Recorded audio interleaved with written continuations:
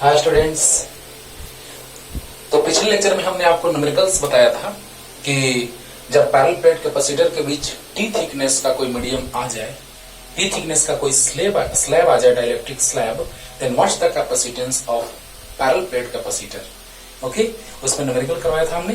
लेकिन अब हम एक लेक्चर उसमें हमने बताया था कि तीन टाइप होते हैं कैपेसिटर के, parallel plate capacitor, spherical capacitor and cylindrical capacitor, जिसमें से पैरेलल प्लेट कैपेसिटर का बहुत डिटेल देखें।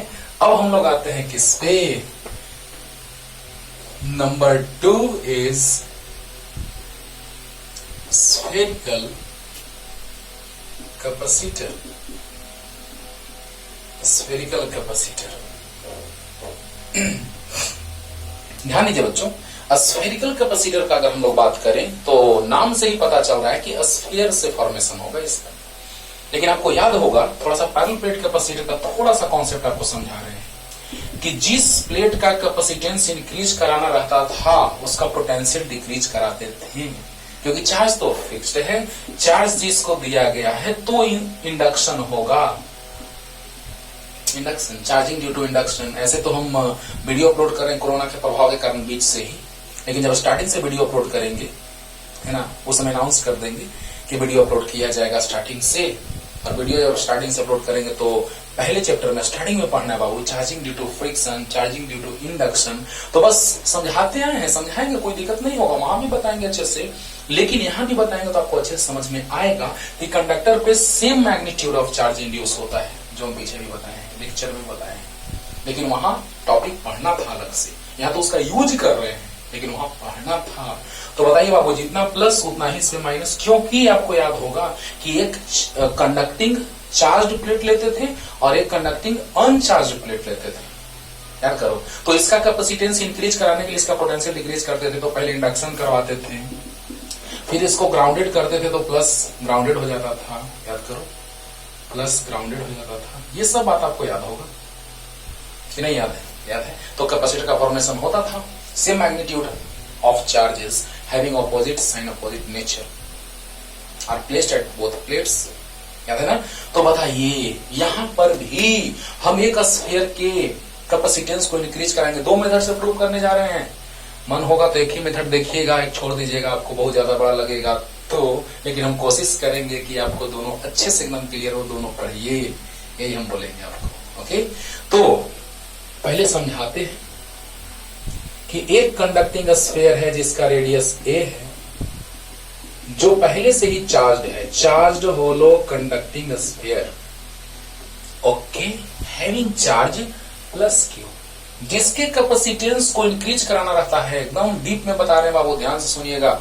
जिसके कैपेसिटेंस को इंक्रीज कराना रहता है उस पर चार्ज पहले से लेते हैं, जिसको कहते हैं कलेक्टिंग प्लेट, याद होगा, कलेक्टिंग एंड कंडेंसिंग, जिसको ग्राउंडेड करते हैं, या जो इनिशियली अनचार्ज रहता है, जो इनिशियली अनचार्ज रहता है या जिसको ग्राउंडेड करते हैं, that's called condensing plate. Condensing plate and the plate, the conducting plate having charge it's own charge is collecting plate. तो वहां स्फीयर हो जाएगा, कलेक्टिंग स्फीयर और कंडेंसिंग स्फीयर। तो बताओ बच्चों, पहले फील कराते हैं तब तो हम लोग सीखेंगे। ओके, तो बताइए, इसका रेडियस भी मान लेते हैं। ये इनिशियली चार्ज्ड है, होलो कंडक्टिंग स्फीयर है जो इनिशियली चार्ज्ड है। लेकिन ये होलो कंडक्टिंग स्फीयर है जो इनिशियली अनचार्ज्ड है। तो अनचार्ज्ड में इंडक्शन होगा, कंडक्टर है तो इंडक्शन होगा।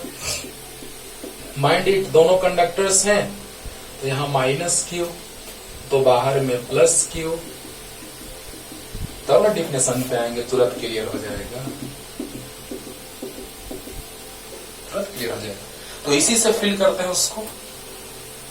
अब सोचो जरा सा कि जब ग्राउंडेड करेंगे बच्चों, देखा जाए, जब इसको ग्राउंडेड करेंगे, पहले तो ये फिगर आप लोग बना लीजिएगा, इसका नाम है कलेक्टिंग प्लेट और इसका नाम है condensing plate.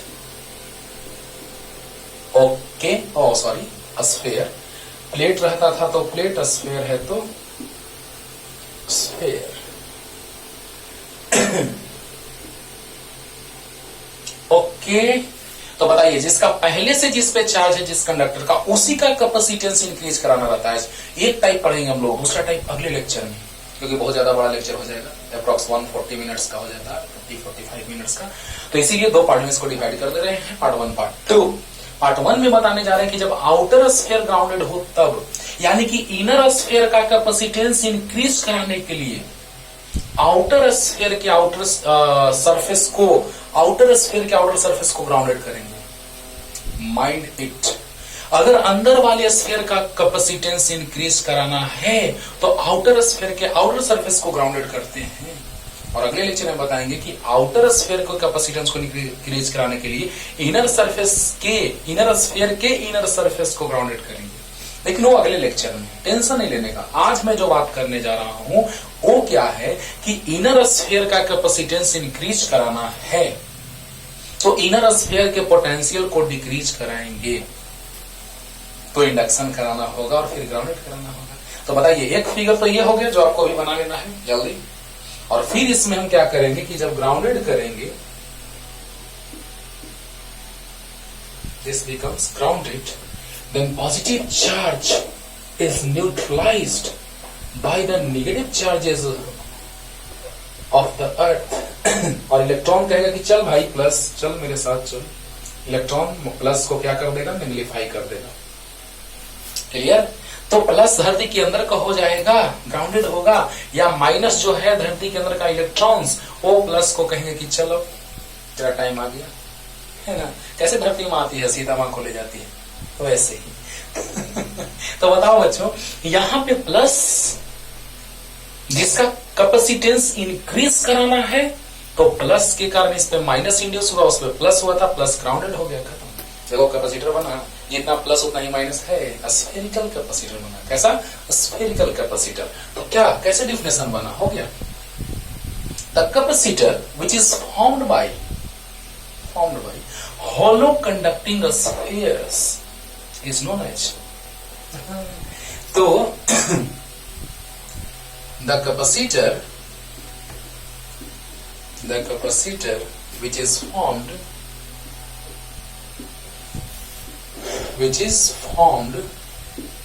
by two hollow conducting spheres is called, concentric भी लिखेंगे तो ज्यादा अच्छा रहेगा। The capacitor which is formed by two hollow conducting concentric spheres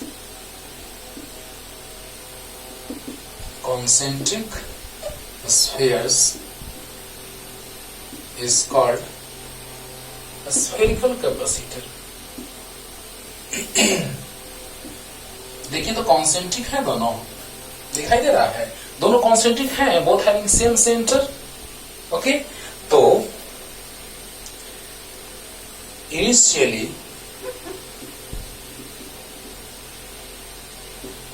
one sphere is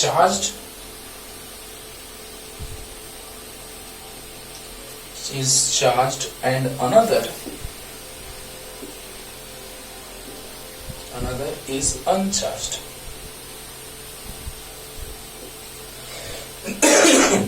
Initially one sphere is charged and another is uncharged। Starting में एक charged है तो दूसरा अनचार्ज्ड है।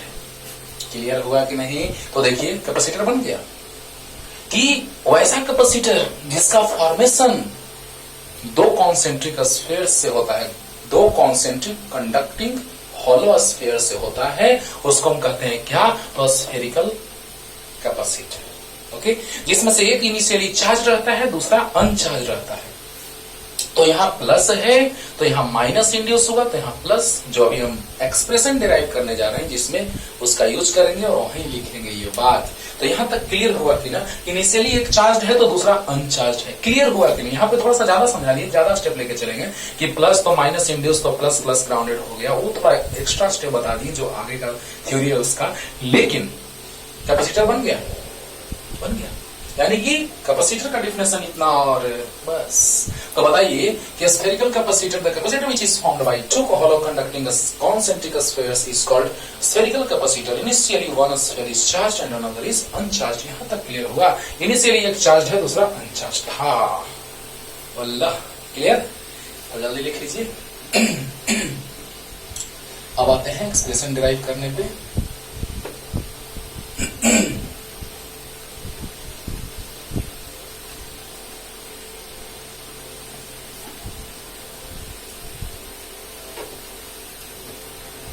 इसको स्फेयर का, इस स्फेयर का नाम ए दे देते हैं, इसका बी दे देते हैं। तो भी ए को भी मान लेते हैं और भी भी जो है वो ग्राउंडेड हो गया तो 0।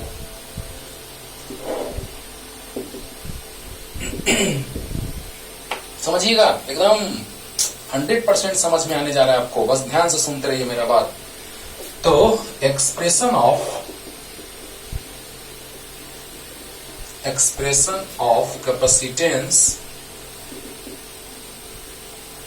capacitance of a spherical capacitor when outer sphere is grounded। अगले दिन बताएंगे इनर स्फीयर इज ग्राउंडेड तब क्या होगा। ध्यान दीजिएगा बच्चों, ध्यान दीजिएगा बच्चों, क्या होगा, मजा आएगा। ध्यान देना, बस 100% क्लियर होने जा रहा है आपको, बस देखते रहिए। 2 मेथड से बताने जा रहे हैं, याद करो। लेकिन स्फीयर के लिए जो हम आपको पोटेंशियल निकाले थे वो याद रखना होगा, अभी याद दिला देंगे, टेंशन नहीं लेने का। ध्यान दो। Expression of capacitance of spherical capacitor when outer sphere is grounded. तो बताइए, one sphere, one conducting, one hollow conducting a sphere of radius a is charged, is initially charged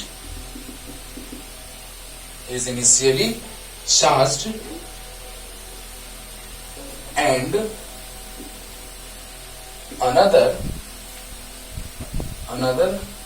concentric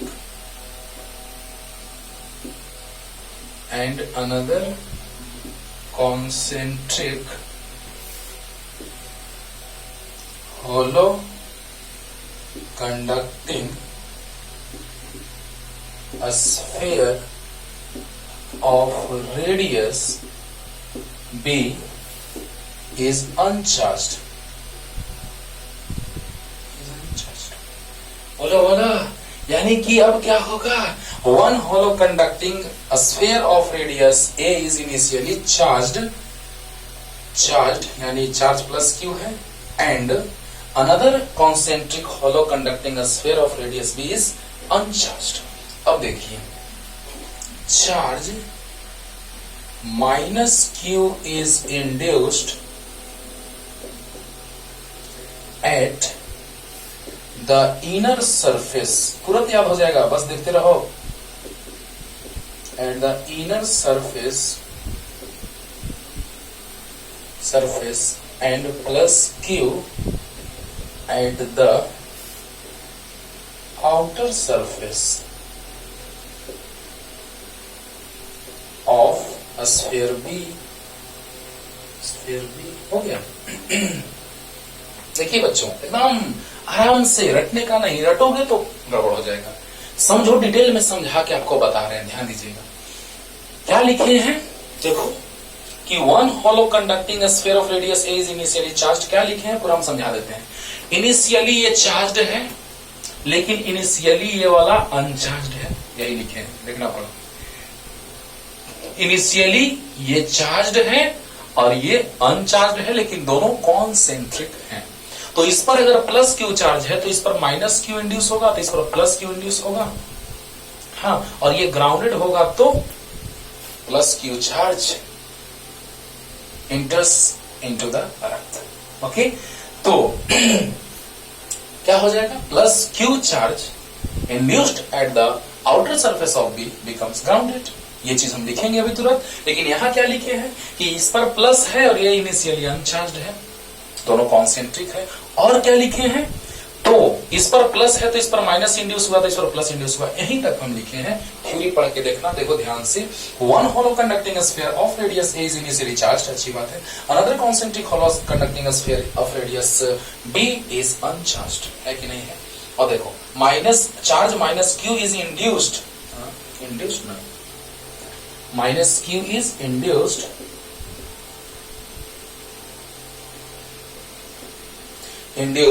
at the inner surface and plus q at the outer surface of sphere B। Sphere B के inner surface पे minus q और outer surface पे plus q। लेकिन और क्या लिखना है कि plus q charge at the outer surface of a sphere B becomes grounded। Okay, तो जल्दी लिखिए यहां तक। थ्योरी जानना जरूरी है बच्चों, डिटेल में सीखने के लिए थ्योरी जानना जरूरी है। थ्योरी न्यूमेरिकल समझो अच्छे से, बस हो गया खत्म। यही तो बात है कि बातों को तेरी हम भुला न सके, होके जुदा हो ना जुदा हो सके, यही ना। तो ध्यान दो, अब क्या कि plus Q charge of sphere B becomes grounded.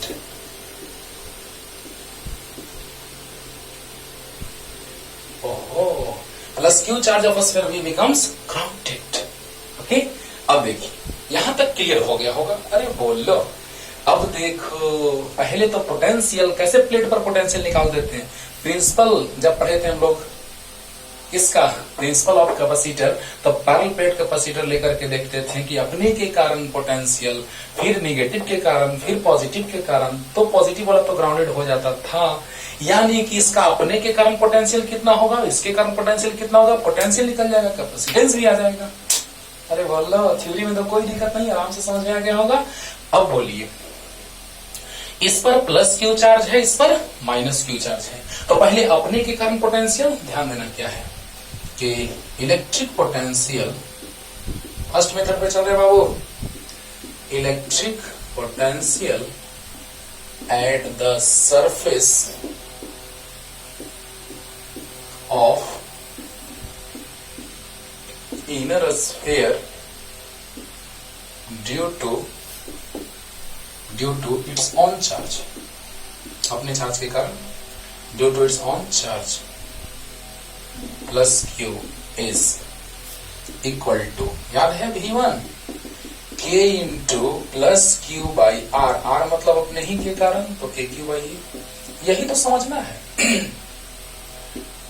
इसमें तो दम नहीं है, अगले में थोड़ा सा दम है, थोड़ा सा अगले के कारण पोटेंशियल निकालेंगे। तो इसका रेडियस ए है, इसका रेडियस बी है, अच्छी बात है।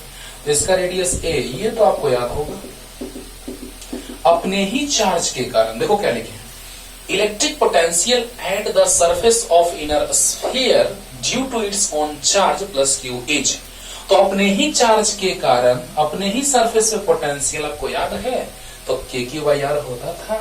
तो इसमें तो कोई दिक्कत नहीं है, अपने ही चार्ज के कारण। स्फीयर वाला देखो लेक्चर 3 के लिए एक ही साथ बताए थे, होलो कंडक्टिंग, सॉलिड कंडक्टिंग और होलो नॉन कंडक्टिंग स्फीयर के लिए, तीनों का लेक्चर एक साथ है, जाके सर्च करो, and electric potential due to conducting sphere search करना ना, मोर फिजिक्स क्लासेस तुरंत आ जाएगा। ओके, तो इसका अगर हम बात करेंगे तो स्फीयर के सरफेस पे चार्ज प्लस क्यू है, रेडियस ए है, तो सरफेस पे पोटेंशियल क्या होगा, के इंटू प्लस क्यू बाई ए, तो के क्यू बाई ए। यहां तक क्लियर हो गया होगा।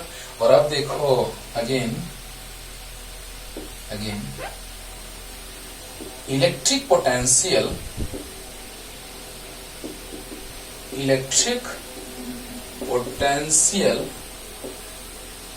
at the surface of a sphere A, एक sphere at the surface of a sphere A के सरफेस पे due to minus Q charge of sphere B is V2 equal to K into minus Q by B लिख दिए sir. अरे वाह, यही में तो दम है, इसी बात में तो दम है। अब देखो उसको समझाते हैं, इसको समझाते हैं, ध्यान देना। पहले इसको क्लियर कर लो अच्छे से कि अपने ही सरफेस पे चार्ज Q है, अपना ही रेडियस A है, तो पोटेंशियल हो जाएगा K plus Q by A। अपना ही चार्ज Q है, अपना ही रेडियस A है, तो K Q बाई A।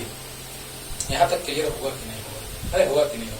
और अब देखो, अब बात करते हैं बच्चों कि अब इस माइनस Q के कारण इसके सरफेस पे पोटेंशियल कितना होगा, तो हो जाएगा K into minus Q by B। ये कैसे आया होगा पहले ये समझा रहे हैं, यानी माइनस KQ बाई B। लेकिन ये आया कैसे वो समझा रहे हैं। ये तो क्लियर हो गया होगा, तुरंत क्लियर हो गया, क्योंकि भैया सरफेस पे तो KQ बाई R। लेकिन ये कैसे आया होगा K minus Q by B, अभी समझाते हैं। जल्दी लिखो, इतना जल्दी, अरे जल्दी हो गया, जल्दी। अब देखो बच्चों, अपने ही सरफेस पे अपने ही चार्ज के कारण पोटेंशियल तो आपको याद है KQ बाई A यानी KQ बाई R, ये तो याद है, बहुत अच्छे से याद है। लेकिन ये थोड़ा सा कंफ्यूजन होता है बच्चों को। देखो यहाँ पे माइनस Q चार्ज है और जो A वाला स्फीयर है उसका सरफेस हम ऐसे डॉट डॉट करके समझा रहे हैं, तो इसका रेडियस B है और यहाँ पे पूछा जा रहा है, देखो सरफेस पे ही ना पूछा जा रहा है, यानी कि A डिस्टेंस पे पूछा जा रहा है पोटेंशियल। याद आया? तो बताओ, याद है V इक्वल टू होता है अंदर में, यानी सेंटर से लेके सरफेस तक जिस चार्ज के कारण पोटेंशियल होता है वो चार्ज लिया जाता है, V2 है, और वो रेडियस लिया जाता है उसका। ये सब बात हम उस लेक्चर में और उसके अगले लेक्चर में डिटेल में समझाएं। तो बताओ, सेंटर से लेके सरफेस तक पोटेंशियल स्फीयर के लिए क्या होता है, कांस्टेंट होता है। मैंने प्रूफ के साथ बतलाया है। अब याद करो बच्चों कि सेंटर से लेके सरफेस तक पोटेंशियल वही रहता है, यानी K into minus Q, charge उसी का और रेडियस उसी का। बोलो, ये बात हम पीछे बताए हैं। अगर रेगुलर आप पढ़ रहे हैं लेक्चर को तो एकदम पानी पानी हो गया होगा, है ना। यानी कहने का मतलब A वाला के लिए तो निकाल दिए थे, बड़ा आसानी से आ गया था। B वाला के लिए थोड़ा सा फिर से लास्ट रिपीटेशन कर रहे हैं, ध्यान से समझिएगा। जिस चार्ज के कारण पोटेंशियल निकलता है, क्योंकि सेंटर से लेकर के सरफेस तक पोटेंशियल सेम होता है, कांस्टेंट होता है, सेम कांस्टेंट। अरे बोलो, तो बताओ सेंटर से लेकर सरफेस तक पोटेंशियल कितना, तो बताइए बच्चों, सेंटर से सरफेस तक पोटेंशियल उतना ही। तो क्या लिखे, K into minus Q by R, मतलब भी, क्योंकि ये डिस्टेंस A रहे चाहे कुछ भी रहे अंदर में, बस दिमाग में सेट कर लो कि सेंटर से लेकर सरफेस तक पोटेंशियल कांस्टेंट रहता है। अरे बोलो, सेंटर से सरफेस तक पोटेंशियल कांस्टेंट रहता है तो कोई दिक्कत नहीं, K into minus Q by R, R मतलब भी। अब क्लियर हो गया, सेंटर से सरफेस तक पोटेंशियल सेम रहता है, K into minus Q by B। Clear? तो यही तो लिखे हैं, K minus Q by B। अरे बोलो, आ गया तो माइनस KQ बाई B। तो टोटल पोटेंशियल A के सरफेस पर निकाल लेंगे, मिटा दें, तो बताइए कितना जाएगा। तो टोटल इलेक्ट्रिक पोटेंशियल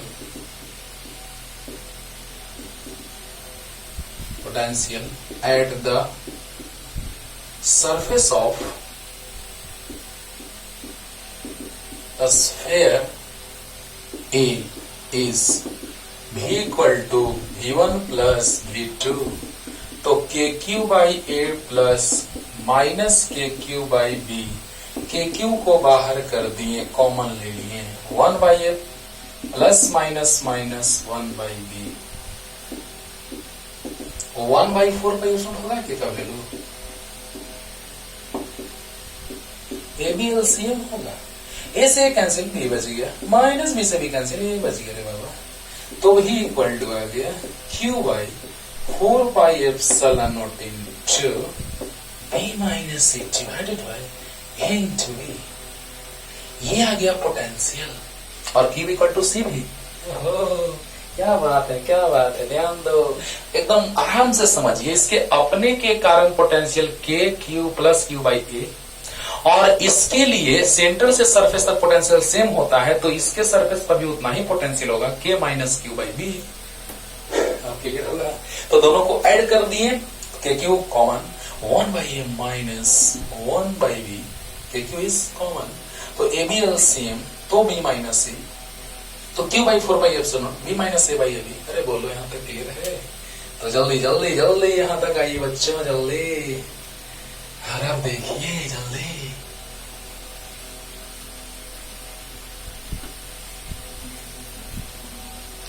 और अब देखिए Q इक्वल टू सी भी होता है, तो Q equal to C into V आया था Q by 4 pi epsilon naught, 1 by 4 Q आया था, 1 by A minus 1 by B आया था, ए बी एलसीएम आया था, यानी कितना, तो B minus A by A B, इतना ही आया था ना। पोटेंशियल सही है, सही है, इतना ही आया था बच्चों। अभी जस्ट नीचे देखना ना, इतना ही आया था। Q से Q कैंसिल, 1, इससे मल्टीप्लाई होगा इसमें, यानी 4 pi epsilon naught into A B equal to C into B minus A, नीचे आ जाएगा C equal to 4 pi epsilon naught A B divided by B minus C. And this is the capacitance of a spherical capacitor when outer sphere of the outer surface of the outer sphere is grounded. Clear? Clear? This is the capacitance of capacitor when outer surface of outer sphere is grounded. Understood or not? तो बताइए, हो गया खत्म। Q equal to सी भी का value हमने यहाँ रख दिया, अभी जस्ट नीचे लाए थे, देखना। Q से Q कैंसिल, इससे मल्टीप्लाई और इससे डिवाइड, तो बताइए C इंटू इतना, और ये इधर, ये नीचे आ गया। तो बताइए बच्चों, C इक्वल टू आ गया 4 pi epsilon into A B by B minus A, when air or free space is present between the both sphere। तो बताइए दो स्फीयर है, एक छोटा सा एक बड़ा सा, उसके बीच का गैप जो है वो एयर या वैक्यूम से फिल्ड है, मीन्स या तो वैक्यूम है या तो एयर फील्ड है, तो उसके लिए कैपेसिटेंस इतना। अब क्या, for a medium when gap between the spheres, when gap between the spheres is completely filled by the medium of dielectric constant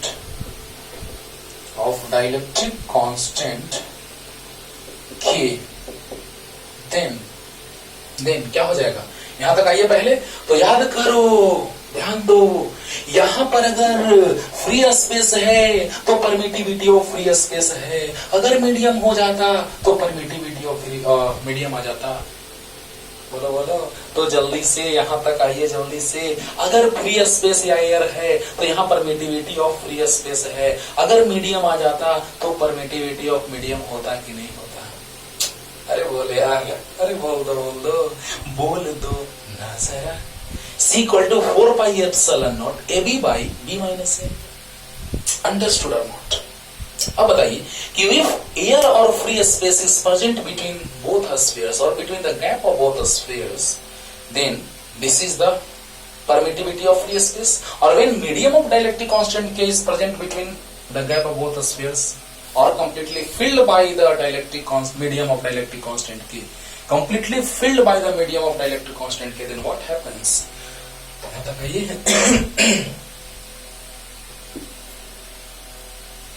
अब देखा जाए क्या हो जाएगा दोस्तों, यहीं पे बस क्या आ जाएगा, सो देखो C इक्वल टू हो जाएगा एप्सिलॉन नॉट की जगह एप्सिलॉन हो जाएगा 4 pi epsilon A B by B minus C, और एप्सिलॉन इक्वल टू तो आप जानते हैं एप्सिलॉन नॉट एप्सिलॉन आर।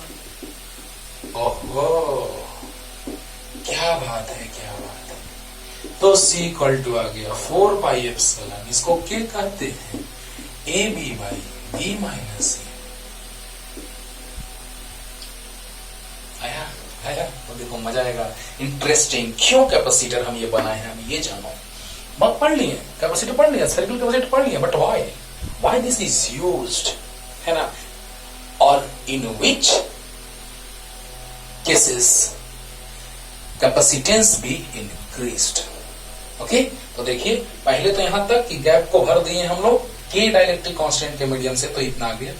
अरे जब फ्री स्पेस था तो यहां भी फ्री स्पेस के लिए के का वैल्यू 1 हो जाएगा, फिर वही आ जाएगा। फ्री स्पेस के लिए के का वैल्यू 1 हो जाएगा, फिर वही आ जाएगा। देख रहे हो ना जल्दी। तो देखिए बच्चों, यहां से थोड़ा फील कराते हैं कि कैपेसिटर, याद है ना जब हम स्फेरिकल कंडक्टर का बात किए थे कैपेसिटेंस का, तो रेडियस r था, c इक्वल टू आया था, याद करो। इसका यूज अगले लेक्चर में करेंगे। 4 pi epsilon naught into r increase कराते थे, c इंक्रीज करता था, लेकिन क्या बहुत बड़ा कर दोगे, बहुत बड़ा है, यहां से लेकर दिल्ली तक बहुत दिक्कत है, क्योंकि वहां से दिल्ली तक कैपेसिटर लोग या स्फीयर लोगे तो फिर लोग रहेंगे कहां पे, है ना, बहुत दिक्कत होगा।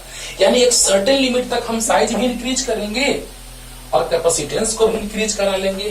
कैसे कैसे, तो सामने देखो, अगर 4 पाई एप्सिलॉन तो कांस्टेंट है, अगर के इंक्रीज करेगा तो सी इंक्रीज कर रहे हैं, देखो तो के इंक्रीज सी इंक्रीज, लेकिन ए और बी को कांस्टेंट रखना होगा। याद करो, माइंड इट, अगर किसी पे कोई डिपेंड कर रहा है तो बाकी जो चीज है उस वेरिएबल उसको कांस्टेंट रखना होगा, माइंड इट। तो बताइए 4 पाई एप्सिलॉन कांस्टेंट है, के इंक्रीज करेगा तो सी भी इंक्रीज करेगा, K increase C increase, when A and B both are constant. लेकिन मेन बात तो एक और है, यानी कि डाइलेक्ट्रिक कांस्टेंट अगर मीडियम का इंक्रीज करेगा तो कैपेसिटेंस इंक्रीज करेगा, साइज बढ़ाने का कोई जरूरत नहीं है। और देखो ना, और मजा आएगा, देखो ना, के अब कांस्टेंट मान लिया, कोई फिक्स मीडियम ले लिया, तो अगर बीच का गैप कम करेंगे, ये डिक्रीज करेंगे तो ये इंक्रीज करेगा। देखो ऐसा है और अब ऐसा कर दिए, गैप डिक्रीज कर गया, दोनों के बीच का गैप डिक्रीज कर गया, यानी दोनों के बीच का गैप डिक्रीज कर गया तो कैपेसिटेंस इंक्रीज करेगा। यानी रेडियस में अगर स्लाइटली चेंज होगा, जितना ही कम चेंज होगा उतना ही कैपेसिटेंस ज्यादा होगा, रेडियस में जितना ही कम चेंज होगा उतना ही कैपेसिटेंस ज्यादा होगा। क्लियर होगा कि नहीं होगा? तो बताइए बच्चों कि ये जैसे ही इंक्रीज करेगा तो ये डिक्रीज करने लगेगा। अरे वाह रे वाह, गैप बढ़ेगा तो ये डिक्रीज करेगा। वह तो क्यों गैप बढ़ा करके डिस्टेंस को ज्यादा कवर करना है, गैप को डिक्रीज कर दो, डिस्टेंस भी कम लेगा, स्पेस भी कम लेगा। तो गैप डिक्रीज तो सी इंक्रीज, और के इंक्रीज तो सी इंक्रीज, लेकिन के इंक्रीज तो ए भी कांस्टेंट, लेकिन अगर इसमें चेंजिंग तो के कांस्टेंट। क्लियर हुआ कि नहीं होगा? यही तो बात है कैपेसिटेंस को इंक्रीज करने का। और याद करो पैरेलल प्लेट कैपेसिटर में भी तो कुछ ऐसा ही होता था, C equal to epsilon naught by D. Plates के बीच के डिस्टेंस को डिक्रीज करते थे तो कैपेसिटेंस इंक्रीज करता था। वाह रे वाह, वैसा ही है, जस्ट सिमिलर टू दैट। तो क्लियर हुआ कि नहीं हुआ? क्वेश्चन लाएंगे अगले लेक्चर में, पहले एक और स्फीयर के बारे में पढ़ेंगे, जब इनर स्फीयर ग्राउंडेड होगा तो और क्वेश्चंस, लेकिन पहले कॉन्सेप्ट क्लियर करते हैं, सेकंड मेथड पे आते हैं। जल्दी उतारो, जल्दी जल्दी। अब देखिए बच्चों, ध्यान देना बच्चों,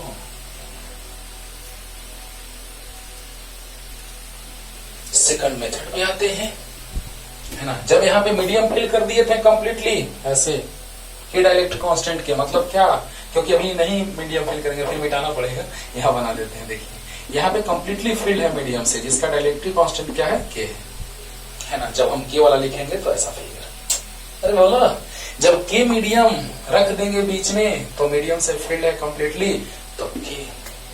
अंडरस्टूड और नॉट? क्लियर होगा ना। जब मीडियम फील्ड होगा तो ये, और फॉर्मूला भी तुरंत बताए हैं, C equal to 4 pi epsilon naught के A B divided by B minus C. कब? जब मीडियम होगा तब, वो जब एयर होगा तो के का वैल्यू 1, यही तो आया था। और जब मीडियम होगा तो के। क्लियर? बेटा सेकंड मेथड पे आते हैं बच्चों। इलेक्ट्रिक फोर्स पढ़े थे तो फील्ड पढ़े थे तो पोटेंशियल पढ़े थे तो कैपेसिटेंस पर आ गए। तो अब ये लिखने की जरूरत नहीं है बार बार, ये साइड कर देते हैं इनको, और ये जनाब को भी साइड ही कर देते हैं, इनको रखते हैं, ये काम देंगे।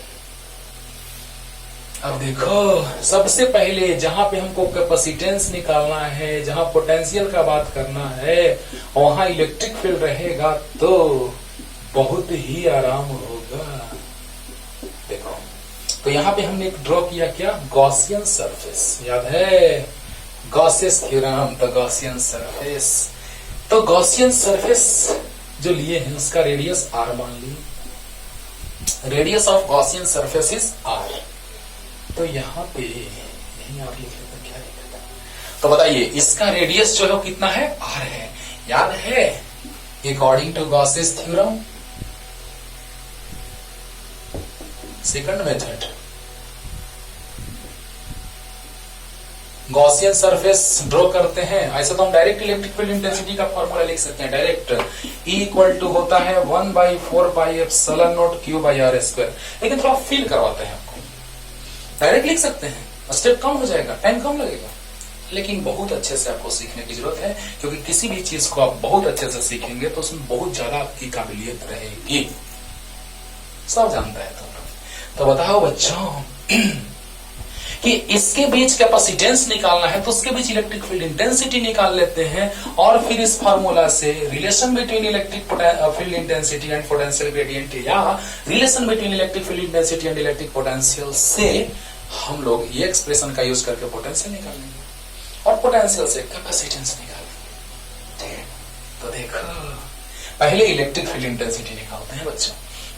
तो बताइए, इसको हम यहाँ पे बनाते हैं, उसमें ज्यादा प्रोसेस लेंदी हो जाएगा, बहुत ज्यादा कॉम्प्लिकेटेड लगेगा देखने में, तो ये भी लग रहा है क्या,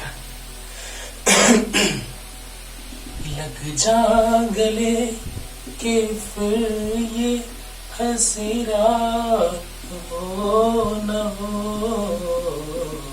शायद फिर से जन्म मुलाकात हो न हो, लग जा गले, कहीं और नहीं ना हो, यहीं पे रहना है ना।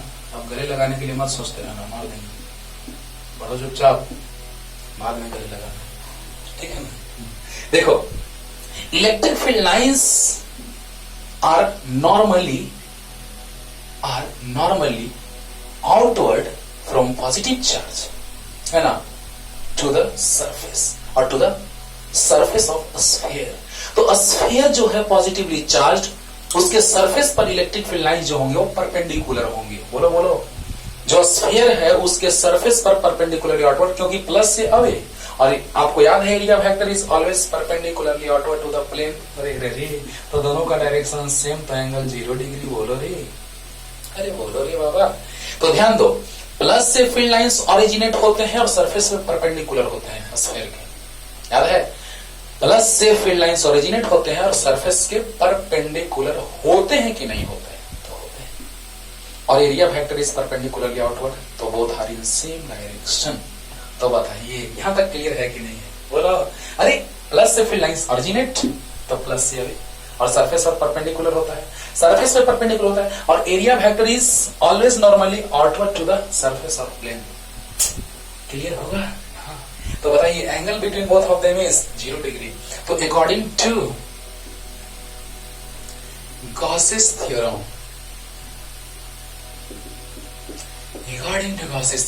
क्लियर हो रहा है ना? अरे बोलो बोलो। तो गॉसियस थ्योरम से अगर चलेंगे बच्चों, तो E dot DA equal to sigma Q by epsilon naught. Means याद रखना, ऐसे तो हम बार बार आपको बोले हैं कि स्टार्टिंग से वीडियो अपलोड किया जाएगा, कोरोना के प्रभाव के कारण जहां से क्लास में हुआ था वहां के बाद से हम पढ़ा रहे हैं, लेकिन जब गॉसियस थ्योरम पढ़ाए थे, कूलम्ब्स लॉ से गॉसियस थ्योरम से कूलम्ब्स लॉ, सब कुछ बताया गया, लेकिन सब कुछ अपलोड किया जाएगा वीडियो यूट्यूब पे। लेकिन इसको समझा देते हैं, याद आएगा कि गॉसियस थ्योरम जब अप्लाई करते हैं तो गॉसियन सरफेस के अंदर का चार्ज लेते हैं और गॉसियन सरफेस का एरिया लेते हैं। तो गॉसियन सरफेस का इसका रेडियस है a, लेकिन गॉसियन सरफेस का रेडियस है r। Radius of Gaussian surface is r। तो एरिया लेते हैं गॉसियन सरफेस का और चार्ज लेते हैं इनसाइड द गॉसियन सरफेस। दिमाग में सेट रखो।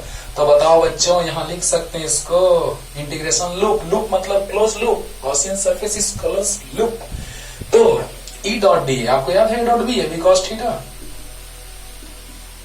और total charge inside the Gaussian surface is plus Q divided by epsilon not. किसी फिक्स्ड पॉइंट पे इलेक्ट्रिक फील्ड इंटेंसिटी फिक्स्ड होगा, किसी फिक्स्ड पॉइंट पे इलेक्ट्रिक फील्ड इंटेंसिटी फिक्स्ड होगा। तो बताइए हमने क्या किया कि इस पॉइंट पे हम लोग निकाल रहे हैं इलेक्ट्रिक फील्ड इंटेंसिटी, ओके। इस पॉइंट पे ना, इस पॉइंट पे, तो इसको और थोड़ा दूर दिखाते हैं। जिस पॉइंट पे इलेक्ट्रिक फील्ड निकाल रहे हैं उस पॉइंट को रिप्रेजेंट कर रहे हैं इसी पॉइंट पे, देखो आर डिस्टेंस पे तो इलेक्ट्रिक फील्ड इंटेंसिटी और एरिया वेक्टर दोनों के बीच का एंगल, अरे कोई दिक्कत नहीं है, उसी को आगे बढ़ा दे, अरे उसी को आगे बढ़ा दिए रे बाबा। तो बताओ electric field intensity plus surface के परपेंडिकुलर प्लस से अवे, पॉजिटिव से अवे फ्रॉम पॉजिटिव चार्ज, और electric and area vector is perpendicularly outward to the plane और सरफेस, याद है। तो देखो बच्चों यहां पर अगर हम बात करें इलेक्ट्रिक फील्ड लाइंस का, तो परपेंडिकुलरली आउटवर्ड प्लस से दूर जा रहा है क्योंकि स्फेरिकल है तो परपेंडिकुलर होगा सरफेस पे, और area vector is perpendicularly outward to the plane, so angle between both of them is 0 degree. अब याद कीजिए किसी फिक्स्ड पॉइंट पर इलेक्ट्रिक फील्ड फिक्स होगा, डीए कॉस कितना डिग्री, 0 डिग्री, अरे थीटा 0 डिग्री, और क्यू बाई एप्सिलॉन नॉट। तो एरिया याद करो कहां से कहां तक, तो 0 से लेके 4 पाई आर स्क्वायर, और cos 0 1 Q by epsilon not. यहां तक समझ में आया होगा। वही चीज हम बोले हैं जो अभी आएगा ना, वही हम डायरेक्ट बोले थे कि हम इतना लिख सकते हैं, equal to 1/4 pi epsilon naught Q by small R square. R distance पर इलेक्ट्रिक फील्ड इंटेंसिटी ये पॉइंट चार्ज के जैसा बिहेव करता है ना, क्योंकि जितना पॉइंट चार्ज के कारण आता था आउटसाइड में किसी आर डिस्टेंस पे, उतना ही स्फीयर के आउटसाइड में भी आता था, याद करो। जितना पॉइंट चार्ज के कारण इलेक्ट्रिक फील्ड इंटेंसिटी, लेक्चर देते समय ही बीच में समझाए बहुत बार जब पोटेंशियल बता रहे थे स्फीयर के कारण, कि outside the sphere electric field intensity at distance R from the centre of sphere is equal to K Q by R square, और पोटेंशियल याद है के क्यू बाई आर, और पॉइंट चार्ज के कारण इतना ही आता था, क्यू चार्ज के कारण आर डिस्टेंस, याद करो।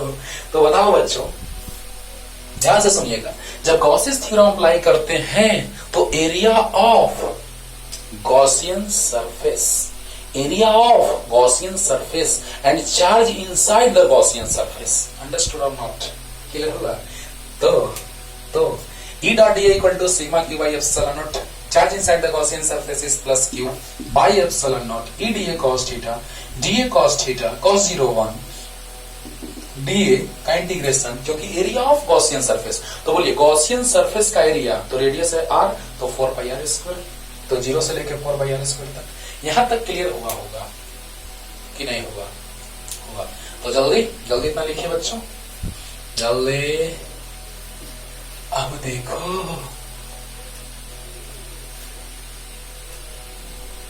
इसको छोड़ देते हैं, देखो यहां से E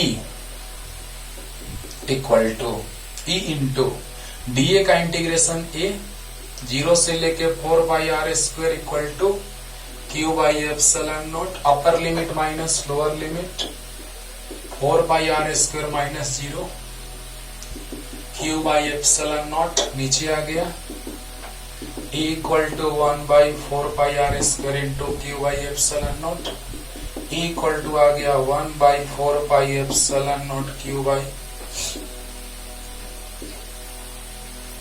आ गया। यानी कहने का मतलब कि अपर limit minus lower limit, upper limit minus lower limit Q by epsilon naught, तो ये नीचे आ गया। डीए का इंटीग्रेशन ये होता है, बहुत बार बताए हैं, अरे बोलो। तो ये नीचे, इसको यहां लिख सकते हैं इसको, और यही चीज डायरेक्ट हम बोले थे कि डायरेक्ट भी लिख के ला सकते हैं, लेकिन चलो डिटेल में सीखो, बार बार बोलते हैं। यहां तक आइए जल्दी से, और उसके बाद पोटेंशियल निकाल लेते हैं, बस कैपेसिटेंस आ गया जल्दी। अब देखो बाबू पोटेंशियल, हम लोग डायरेक्ट इलेक्ट्रिक फील्ड का फॉर्मूला डायरेक्ट लगा सकते हैं, लेकिन थोड़ा आपको हम बार बार बोले, थोड़ा डिटेल में आपको सिखा रहे हैं, है ना। तो बताइए E इक्वल टू क्या होता है formula, minus dV by dr, तो dV इक्वल टू आ गया माइनस E dr, तो dV इक्वल टू आ गया माइनस E का value 1/4πε0 Q/r² dr integration constant बाहर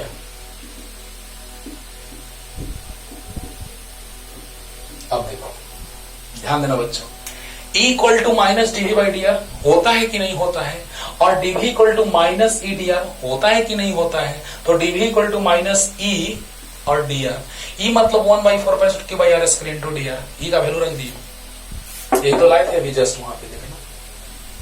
और dv minus q constant 4π constant बाहर dr/r²। अब बताइए r² ऊपर जाएगा तो क्या हो जाएगा, -2 हो जाएगा। तो dv का integration equal to minus q/4πε0 लिखिए r का पावर -2 dr। अरे पावर नीचे प्लस है ऊपर माइनस। अब देखो जब रेडियस a है तो पोटेंशियल भी ये माने हैं, जब रेडियस a तो पोटेंशियल भी, और जब रेडियस b तो पोटेंशियल भी। याद करो जब रेडियस a है तो इसके सरफेस का पोटेंशियल भी a है, जिसको भी माने हैं भी मानेंगे लिखेंगे। तो जब रेडियस a तो पोटेंशियल भी है कि ना, रेडियस a तो पोटेंशियल भी a, और रेडियस b तो पोटेंशियल भी b। अरे वाह, रेडियस a पोटेंशियल भी है, रेडियस b पोटेंशियल भी। अरे बोलो यार। तो देखो dv का इंटीग्रेशन भी va से लेके कहां तक, vb तक, और -q/4πε0 पावर में 1 ऐड करेंगे, उसी से डिवाइड करेंगे, पावर में 1 ऐड करेंगे, उसी से डिवाइड करेंगे। बोलो a से लेके b तक। यहां तक क्लियर है कि नहीं है, बोलो। अब देखो अपर लिमिट माइनस लोअर लिमिट, एक लाइन और va की जगह v है और vb की जगह 0 है। एक बार और क्लियर कर देंगे, पहले देखो। और r का पावर -1/-1 a से लेके b तक, माइनस से माइनस देखो तो कैंसिल्ड आउट। अपर limit minus lower limit q/4πε0, और इसको लिख सकते हैं 1/r a से लेके b तक। तो माइनस भी q/4πε0 1/b minus 1/e, minus भी q/4πε0 a b, तो b से भी कैंसिल a, माइनस a से कैंसिल b। यहां तक समझ में आया होगा। चलो क्लियर करते हैं, एक बार ध्यान से देखना। यहां तक तो आपको क्लियर हो गया, यहां तक तो कुछ नहीं किया, बस वैल्यू रखे हैं। अब बताइए, आइए ना शुरू से equal to minus dv/dr, dr से मल्टीप्लाई हुआ, माइनस लेफ्ट हैंड चला गया, e का वैल्यू हम पुट कर दिए 1/4π/r², दोनों साइड इंटीग्रेशन कर दिए, कांस्टेंट बाहर आ गया, r का पावर 2 पर गया, -2 हो गया dr। dv का इंटीग्रेशन भी हो जाएगा, va से लेके vb तक, -q/4πε0, r का पावर -2 + 1/-2 + 1, पावर में ऐड 1 और उसी से डिवाइड। Very good. तो -q/4πε0, r का पावर -1/-1, a से लेके b तक, अपर माइनस लोअर q/4πε0, माइनस से माइनस कैंसिल हो गया, और 1/r, r का पावर -1 मतलब 1/r, a से लेके b तक। अरे गुड। तो माइनस भी q/4πε0 1/अपर लिमिट -1/लोअर लिमिट, तो माइनस भी छोड़ दो, q/4πε0, और यहां पर a b LCM, तो b से b कैंसिल, a बच गया, a से कैंसिल, b बच गया। यहां तक क्लियर हो गया होगा। तो जल्दी यहां तक आइए, जल्दी फास्ट। जल्दी पॉज करने में तो 1 सेकंड भी नहीं लगता है रे बाबा। बोलो। अब देखो v इक्वल टू माइनस